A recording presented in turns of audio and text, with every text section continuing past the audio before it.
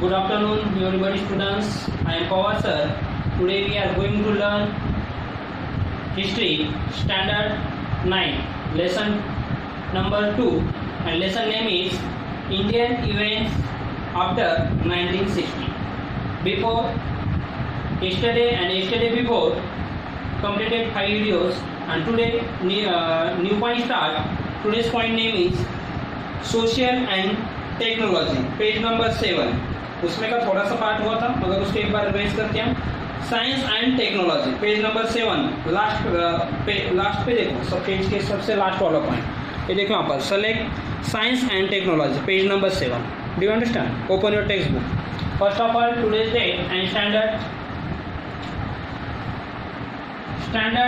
9th date 12 August 2020. Subject history.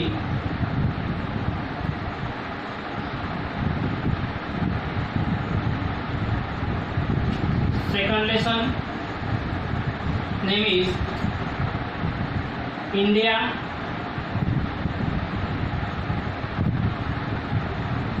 events after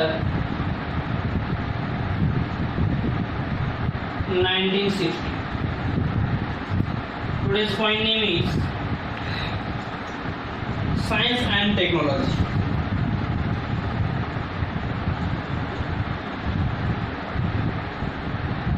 Science and technology.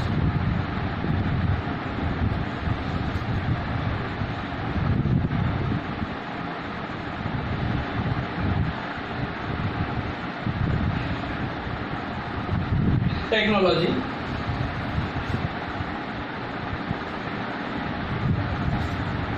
Look at the textbook and listen carefully. Science and technology. Two major events must be mentioned while describing India's efforts towards self-reliance.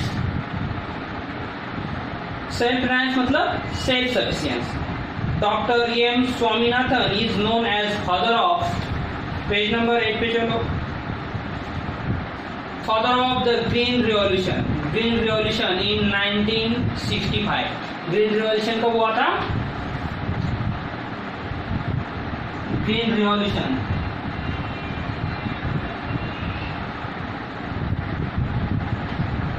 Green Revolution 1965. Doctor Swaminathan ने ये green revolution की establish की.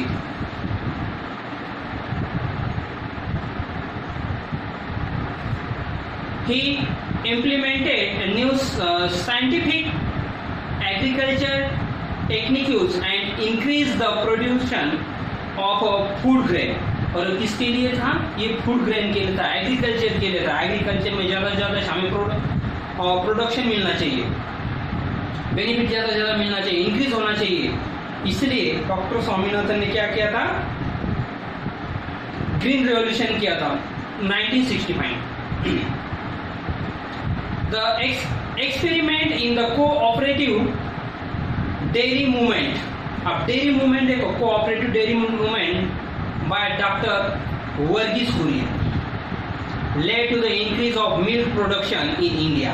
तो India में milk production ज़्यादा होना चाहिए, इसलिए वर्गीस कुरियन ने क्या किया था? मिल्क प्रोडक्शन इंडिया में ग्रोथ करने के लिए उसको कोऑपरेटिव डेयरी मूवमेंट स्टार्ट की थी.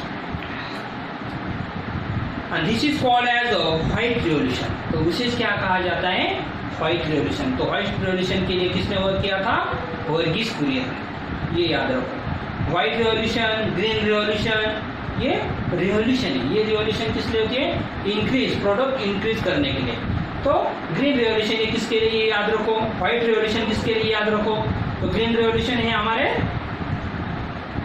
एग्रीकल्चर के लिए, और व्हाइट रिवॉल्यूशन है मिल्क प्रोडक्ट के लिए.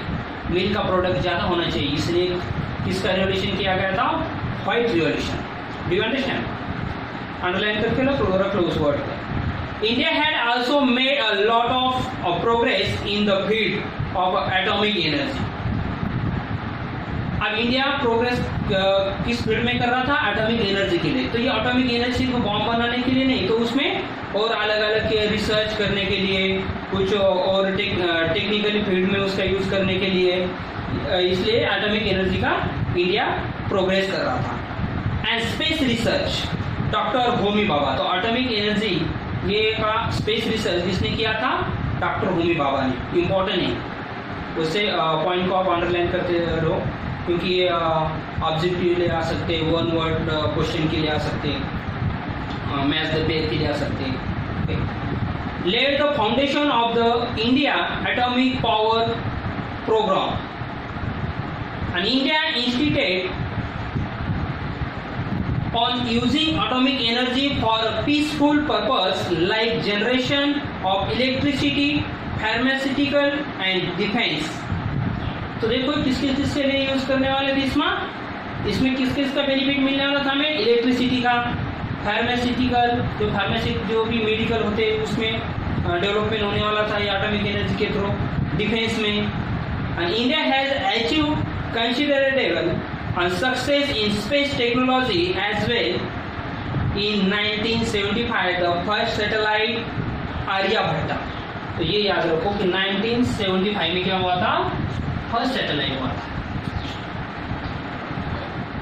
तो डेट याद रखो। ये क्वेश्चन आपको फिल इन द ब्लैंक्स के लिए 100% आ सकता है। आर्यभट्टा,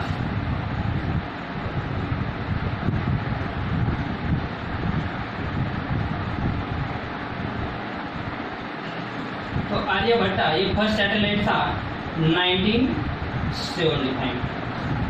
इम्पोर्टेंट है, इंडिया में सबसे पहले आर्यभट्ट ये सैटेलाइट 1975 में फर्स्ट सैटेलाइट हुई थी, was launched and today India has a successful space program and many satellites have been launched under this program। तो आज जो इंडिया है ये फर्स्ट हमारी जो सैटेलाइट लॉन्च हो गई थी, उसके बाद आज के ज़माने में ये सक्सेसफुल स्पेस प्रोग्राम में बहुत सारी ऐसी सैटेलाइट क्या हो गई है, अभी इंक्रीज हो गई है, लॉन्च हो गई है अंडर इन प्रोग्राम, इस प्रोग्राम के अंडर में। India has also made considerable advancement in the telecom sector. Next point है हमारा changes in social field. Changes in social field।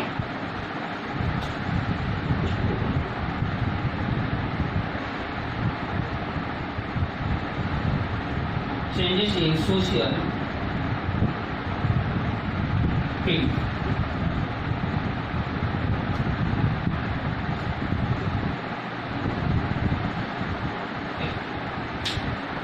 अब सोशल फील्ड में कैसा चेंजेस हुआ उसके बारे में हम पढ़ने वाले हैं। During this period, there were the several major changes in the social field in India। अब उस पीरियड में ड्यूरिंग दिस पीरियड में क्या हुआ था कि जो सोशल चेंजेस हुआ था, सेवरल बहुत सारे ऐसे चेंजेस हुए थे सोशल पीरियड में। तो कौन कौन से वो देखते हैं हम। Some of the changes are related with the issue of the empowerment of women and the other are related with the policies and regarding the apply of the deprived sector। deprived sector में गरीबी से बाहर निकालना, deprived sector of the society। तो deprived sector जिसे कहा जाता है जिस गरीबी से क्या करना था, बाहर निकालना था। तो किसको changes of related to the issue, बहुत सारी इशू चल रहे थे किसके बारे में? एम्पावरमेंट, वुमेन को एम्पावरमेंट था। And other related with the policy, और बहुत सारे ऐसी पॉलिसी थे वो पॉलिसी का पूरा सोशल को बेनिफिट नहीं मिल रहा था, तो उसमें चेंजेस लाना था। Regarding the apply of the deprived section गरीबी से उनको क्या करना था, उस सेक्शन को बाहर लाना था ऑफ द सोसाइटी, तो उनमें ग्रोथ करना था। इसलिए चेंजेस इन सोशल फील्ड। तो ये सोशल फील्ड में वुमेन के सोशल फील्ड में क्या हो रहा था, चेंजेस हो रहा था। वुमेन के लिए जो भी रिजर्वेशन नहीं थे वो रिजर्वेशन लाने का काम गवर्नमेंट कर रहा था। तो क्या क्या रिजर्वेशन किया वो देखते हैं हम आगे। The promote the all round development of women and children. तो प्रमोट किया गया था कि ऑलराउंड डेवलपमेंट होना चाहिए। किसका? वुमेन और चिल्ड्रन का। जो चिल्ड्रन बच्चे होते, तो जो भी 14 ईयर के नीचे वाले जो बच्चे हैं वो काम के वर्क नहीं करेंगे, हार्ड वर्क नहीं करेंगे। तो ऐसा गवर्नमेंट ने क्या किया था, लॉ बनाया था। तो वुमेन्स के लिए कुछ रिजर्वेशन रखे थे। वो क्या क्या रखे थे हम देखते। A separate department of women and child development, तो इनके लिए स्पेशल एक डिपार्टमेंट बनाया गया था। इसके लिए women and child development was create in 1985। तो वुमेन और चाइल्ड डिपार्टमेंट का जो डिपार्टमेंट जो बना था, तो वो कब हुआ था, 1985 में। ये वुमेन एंड चाइल्ड डिपार्टमेंट था 1985। जो भी उनके प्रॉब्लम होंगे, ये डिपार्टमेंट उनका वो प्रॉब्लम सॉल्व करेगा under the ministry of human resource development. तो ये किसके, मिनिस्ट्री ऑफ ह्यूमन रिसोर्स। एक मिनिस्ट्री होता है हमारा, वो स्पेशल वुमन और चाइल्ड के ऊपर वर्क करता है डिपार्टमेंट। तो ministry of human resource development, ये किसका रिसोर्स करता है, ह्यूमन का। Some laws were made to the ensure social justice to women and to help the implementation of a various scheme in this direction। तो देखो आप, ये सोशल जस्टिस वुमेन को देने के लिए इम्प्लीमेंटेशन बनाया गया था वेरियस स्कीम में। तो क्या स्कीम बनाई थी वो देखते हैं हम। The include the provision of dowry. Provision मतलब शोषण करते थे, और डाउरी मतलब हुंडा, दहेज। दहेज के ऊपर एक्ट बनाया था कि देखो कि आज के ज़माने में क्या होता है कि किसी ने दहेज नहीं, पहले ज़माने में जब दहेज चलता था, अगर दहेज नहीं दिया तो उस लड़की के ऊपर क्या होता था, जुल्म होता था। उसके ससुर वाले उसको घर से बाहर निकाल जाने के लिए बोलते थे, और नहीं तो दहेज लाओ बोलते थे। तो ये दहेज ये गवर्नमेंट के ध्यान में आ गया। तो गवर्नमेंट ने क्या किया, फिर डाउरी एक्ट, ये दहेज का एक्ट बनाया, क्योंकि ये हमारे इंडिया में कोई किसी से दहेज नहीं लेगा। अगर दहेज लेता है तो उसके ऊपर कानूनी क्या होती है, कार्रवाई होती है, उसके ऊपर कार्रवाई की जाती है। तो इसलिए ये दहेज अभी नहीं लेते लोग। इक्वल रिम्यूनरेशन मतलब क्या, इक्वल सैलरी होनी चाहिए। जैसे कि वुमेन और मैन दोनों को भी इक्वल रिम्यूनरेशन मतलब इक्वल, उनको सब इक्वल, वो इक्वल सैलरी होनी चाहिए सबको। हर वर्क में वुमेन भी वर्क करती है तो उसको भी उतना ही सैलरी मिलना चाहिए। Act as per the 73 and 74 constitutional amendment. तो देखो 73 और 74 इस कॉन्स्टिट्यूशन, जो हमारा कॉन्स्टिट्यूशन है इंडिया का, उसमें एक अमेंडमेंट हुआ, उसमें चेंज हुआ, कॉन्स्टिट्यूशन में चेंज किया गया। इसके लिए ये पंचायत और म्यूनिसिपल पार्टी के लिए ये चेंजेस हुआ, क्योंकि पहले पंचायत नहीं थी, ग्राम पंचायत सरपंच वगैरह होते हैं, तो वो नहीं थे। तो ये बनाने का काम फिर कॉन्स्टिट्यूशन में बनाया गया, अमेंडमेंट किया गया। Seats were reserve for the women in the local self government bodies. तो इसमें जो भी ये पंचायत बनाया गया, ये 73 और 74 जो कॉन्स्टिट्यूशन का अमेंडमेंट हुआ, उसमें वुमेन को 33 1/3 ये प्लेस वहाँ पर रिजर्वेशन रखे गए। तो सिर्फ 33 जो भी वहाँ पर कैटेगरी के हिसाब से जगह निकलेगी, तो उसमें से 33 वहाँ पर वुमेन होगी।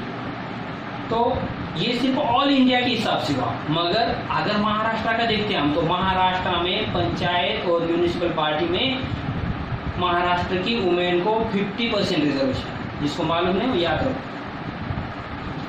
According to the maker of the Indian constitution, some constitution of the Indian society were deprived of dignity and equal opportunity due to the caste system. तो ये कास्ट सिस्टम को भी इक्वल देने का वहाँ पर था। Okay, do you understand? Now stop lecture, we will meet next video. Thank you.